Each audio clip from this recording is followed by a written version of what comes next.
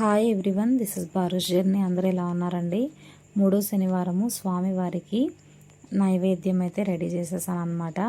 So మొట్టమొదటిగా ఆయనకి 3 నామాలు వేసుకున్న తర్వాత స్వామివారి ఫోటోకి ఈ విధంగా మన చెట్లో వచ్చిన తులసి మాతని కోసి మాలగా కట్టి, సో మొట్టమొదటిగా ఆయనకి ఇష్టమైన పిండి దీపాన్ని వెలిగించేసి నైవేద్యం అయితే అరటి ఆకులో పెట్టేశాను అనమాట.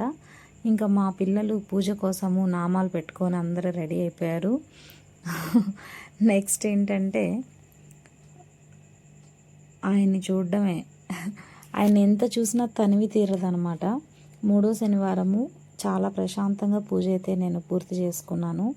అంతా అయిన తర్వాత గుడికి కూడా వెళ్ళాను. వీడియో చివరి వరకు ఫాలో అయితే మీకు మొత్తం డీటెయిల్స్ తెలుస్తాయి. పిల్లలు అయితే చాలా భక్తి శ్రద్ధలతో స్వామివారిని బాగా మొక్కారనమాట. ఇంకా మీరు ఒకసారి ఫైనల్గా చూసారంటే 5 ఆకులు వేసి 3 తాలింపులు, ప్రసాదము, అలాగే అన్నము, సాంబార్ అయితే చేశాను అనమాట. ఇది అందరూ చేసేదే అనుకోండి, కాదనను. కాకపోతే నేను కొంచెం స్పెషల్ అనమాట. ఎందుకంటే అందరి పూజ కన్నా నా పూజ కోసం ఆయన వెయిట్ చేస్తూ ఉంటారు అని నేను అనుకుంటూ ఉంటాను. సో మిస్టేక్స్ ఏమైనా ఉంటే క్షమించండి. ఫైనల్గా అయితే గుడికి వెళ్ళాను.